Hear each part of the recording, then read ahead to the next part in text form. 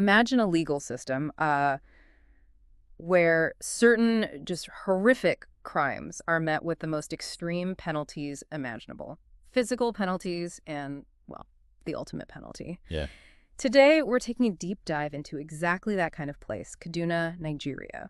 We're looking at its incredibly aggressive legal approach to child sexual abuse. It's certainly drawn a lot of attention. It really has. Enacted back in September 2020, this law, the Kaduna State Penal Code Amendment Law, isn't just, unique. It imposes some of the absolute strictest penalties in the world. A radical departure, really. Absolutely. We're talking surgical castration combined with the death penalty. So our mission today is to unpack this, to really understand the details, the cultural and social background, the challenges in actually doing it, and maybe what the future looks like. And we should be clear, the data on its actual impact, it's still pretty limited. Yeah. Very limited, in fact. Exactly. And as always, we're here to present what the sources say to help you get informed on a really complex, very sensitive subject. Yeah. We're not here to endorse any view, just to explore the information. Right. So let's start with the specifics, these drastic penalties.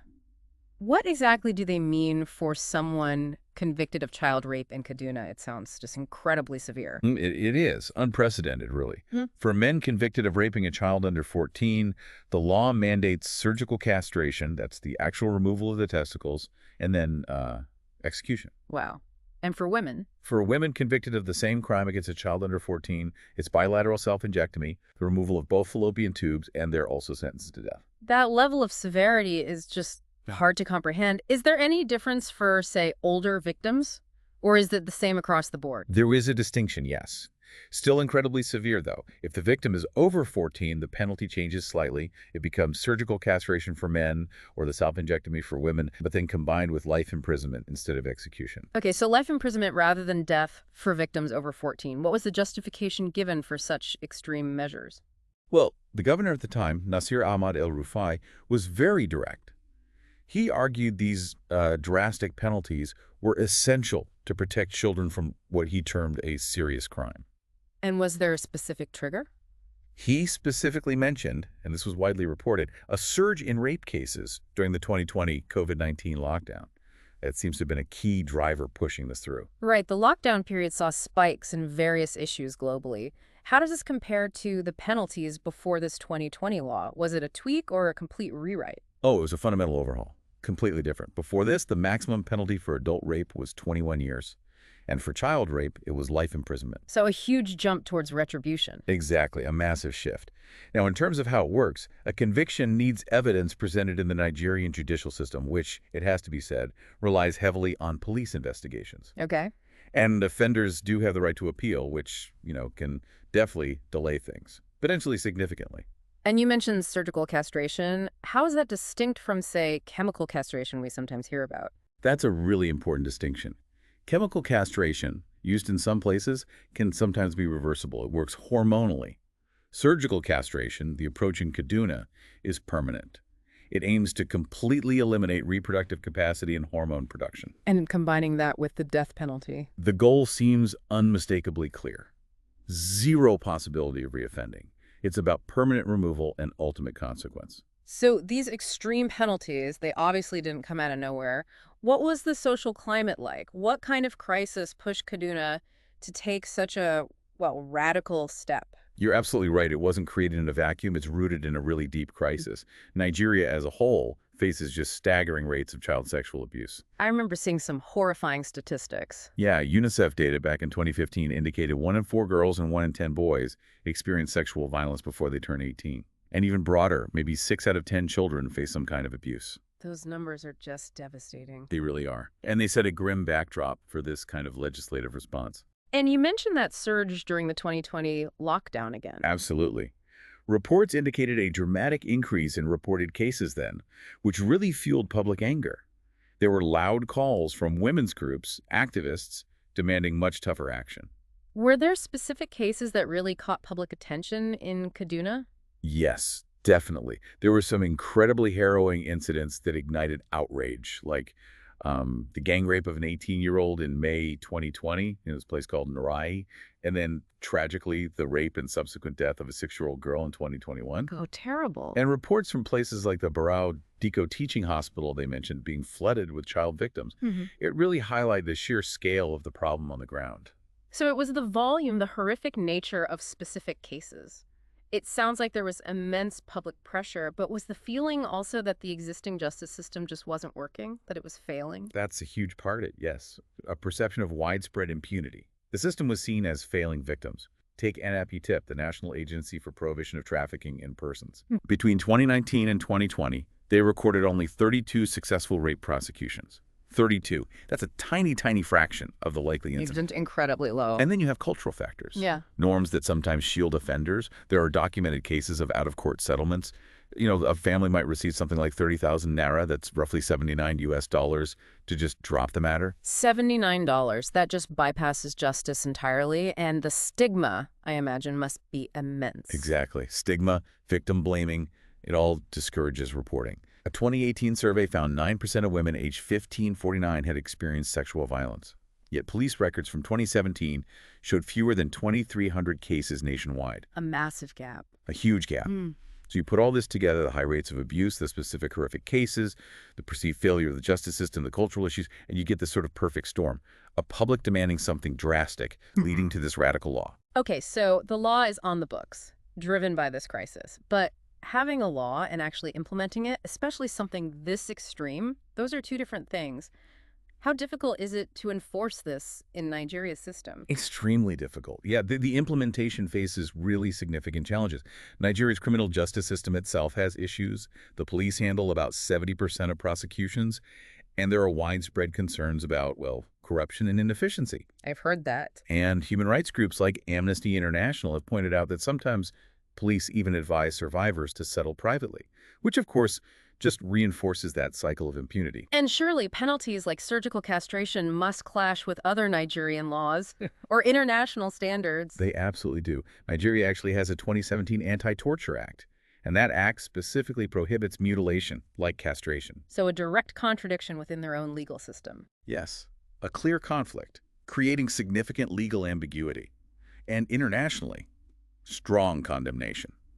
The UN High Commissioner for Human Rights at the time, Michelle Bachelet, called the penalties cruel and inhuman, a violation of international law. That must put doctors and hospitals in an impossible position. Exactly. Hospitals like Barodiko, which we mentioned earlier, are mandated by this state law to perform the castrations. It creates a massive ethical dilemma for medical professionals caught between the law and their own ethical codes. So legal conflicts, international condemnation, ethical dilemmas for medics. Are there other practical hurdles? Oh, yes. The appeals process is one. Convictions can be appealed, and that can take a long time, potentially halting or delaying the punishments indefinitely. Plus, there's often a lack of specialized training within the system for handling child abuse cases effectively, from investigation through prosecution. It sounds like a minefield of problems. Are critics arguing that this law, despite its intent, is maybe missing the point? Some certainly are. Groups like Alliances for Africa, for example, have called it a superficial fix. They argue it distracts from tackling the root causes, things like poverty, unemployment, deep-seated gender inequality.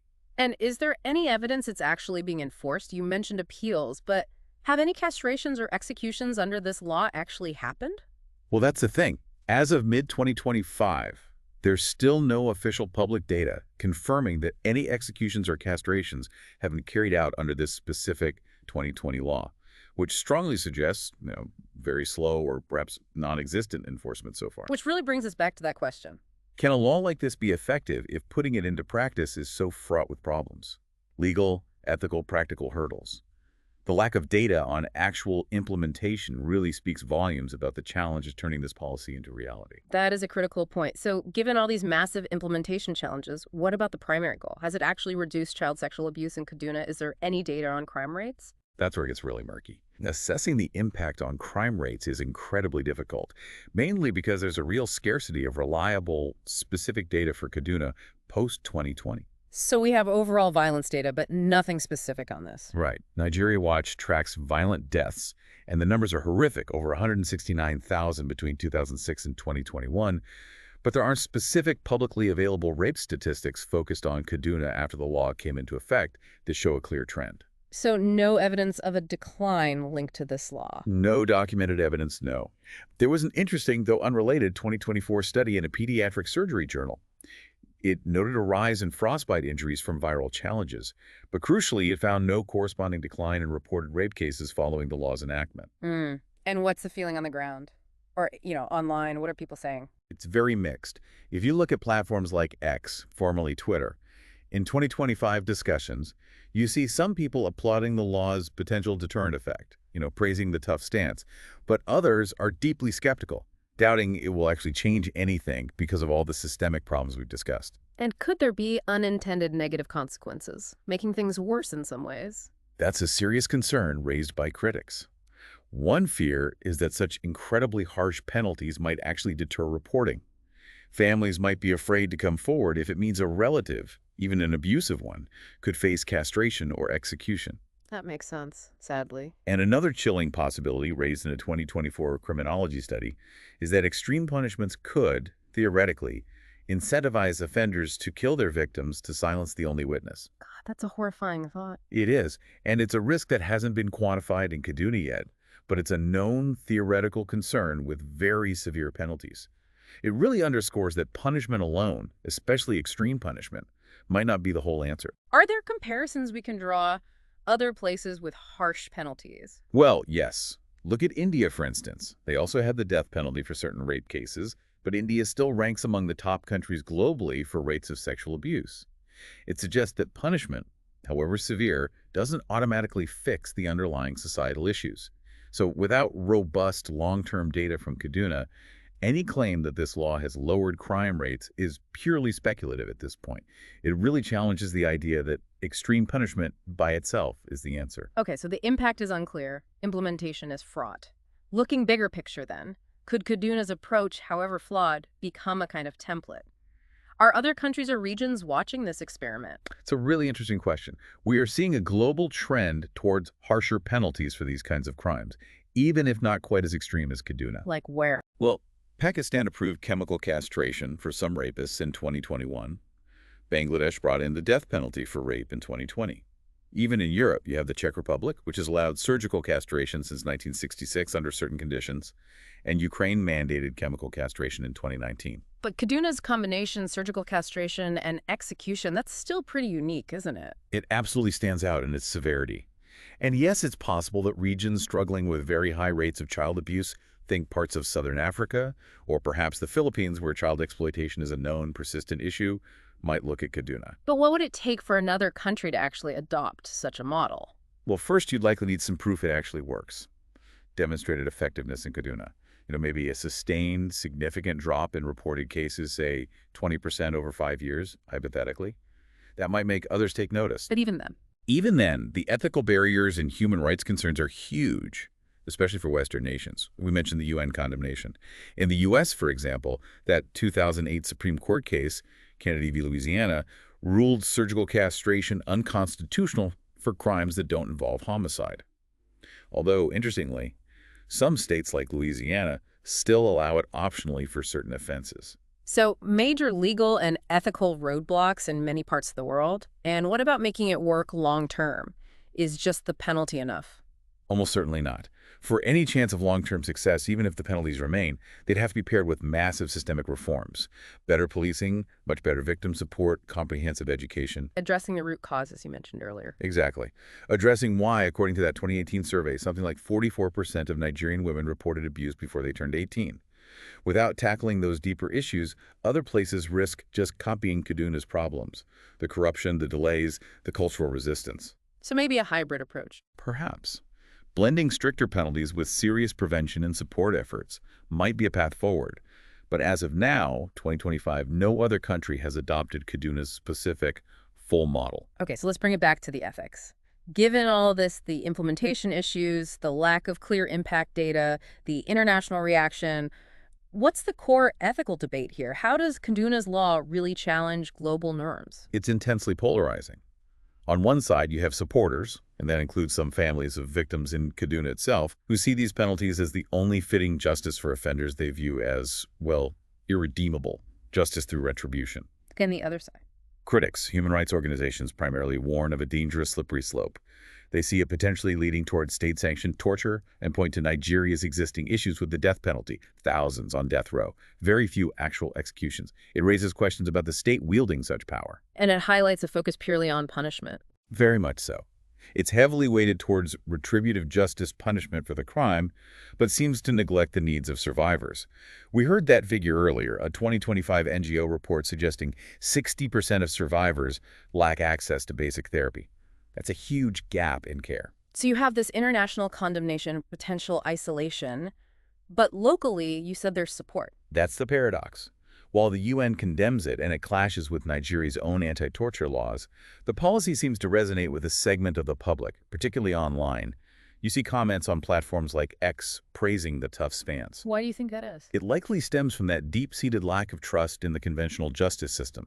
When people feel the system is failing to protect the vulnerable or deliver justice, they sometimes become more receptive to radical, even extreme measures. And that local popularity could, potentially, influence discussions in other countries facing similar public pressure. So it really is a complex case study. Absolutely. Kaduna's law forces a confrontation with global human rights norms, while simultaneously highlighting just how desperate the need is, worldwide, for effective strategies to protect children from horrific abuse. It's a tough balancing act with no easy answers. Wow.